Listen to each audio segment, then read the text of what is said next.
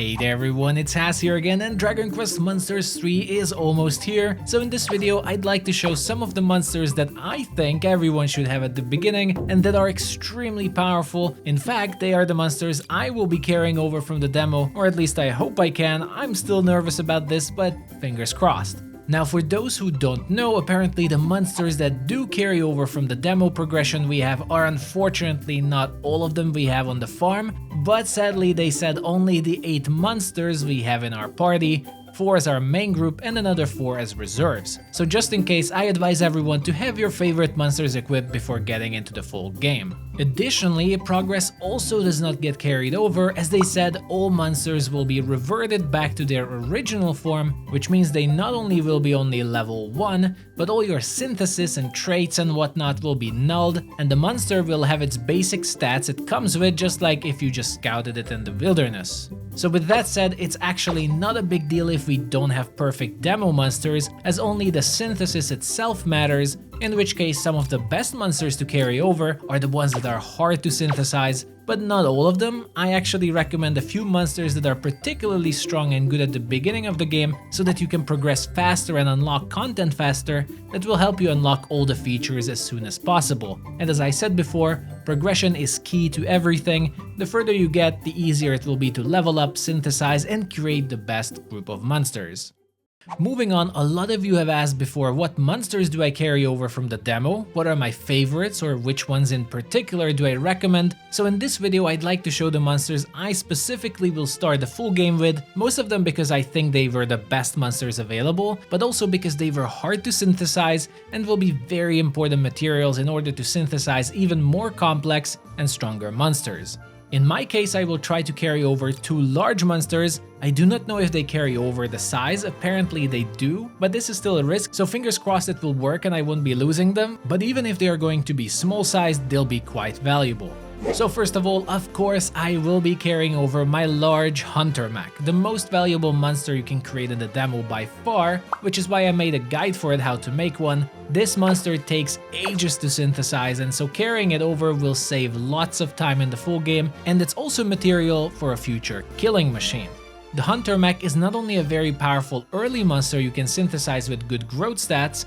but like most of the killing machine tree, they can attack twice per round, making them worth 2 small monsters in your team, and so it's a very good member of any team to progress the story early on. Now with that said, because it can attack twice a turn, making it large wasn't the best idea, but it was the monster I tried making large first, so it is what it is for me. Additionally, and for me the most important factor though for carrying over the Hunter Mech, is their special trait Metal Beater, which allows them to deal extra damage against monsters with metal skin, and my aim is to use my high level Hunter Mech against metal slimes if they will be available early in the game, which as you probably know are usually the best source of experience and leveling up early in any Dragon Quest. Next, I will be carrying over my other large monster, my Snowmangler, for no particular reason actually, apart from it being a large monster, and I don't want to deal with that hassle again, so it's going to save me quite some time with having another large monster to synthesize. But even then, the Snowmangler is a pretty powerful crack caster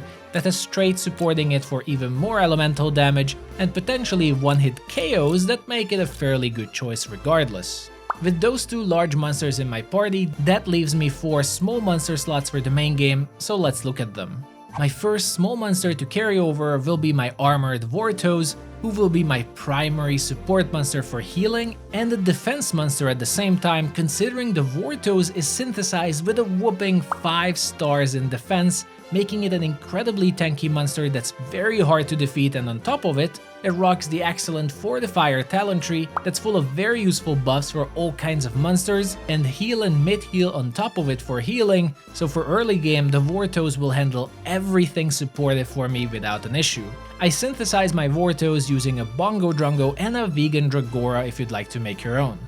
Since I will have my support ready, I also want to carry over a monster that has good area magic to get through fights quickly, and in the demo I found the Raptile to be the monster for this purpose, as it has decent stats and stat growth, But what makes it really useful at the beginning is that the Raptile gets the area magic Flame Breath on level 1 to attack all enemy monsters, and on top of it has the trait Frizzmeister immediately that makes all fire elemental attacks stronger and decreases their MP consumption, so while there might be better magical monster choices at the beginning, the Raptile will be able to spam their area fire breath very cheaply and from level 1 already without having to level it first, so it's a very good choice for progressing the story fast. The Raptile I synthesized using a She Slime and a vegan Dragora again.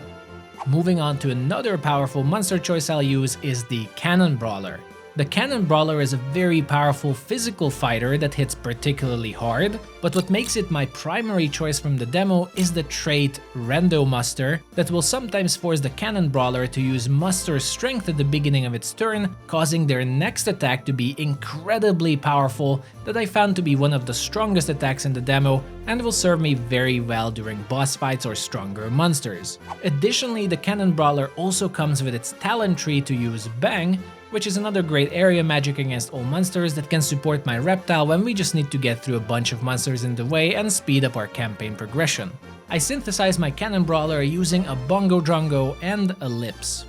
Finally, my last monster I carry over is my Garuda, another complex monster synthesis that will save me a lot of time in the full game. While explaining, I'll show the synthesis tree in the background I used for it, and the reason I'm carrying over Garuda isn't exactly because it's such a powerful monster, it's definitely not a bad one, but it will likely be the synthesis path towards a very powerful flying monster that is almost 100% confirmed to be in the Dark Prince, that is the Phoenix. The Phoenix is a monster that traditionally performs very well, rocking traits such as increased chance to evade attacks, increased chance to empower itself during its turn, increased healing magic, and also a chance to act twice in a turn, so as you can imagine, quite powerful late game monster that I definitely want to test out how it is in DQM3.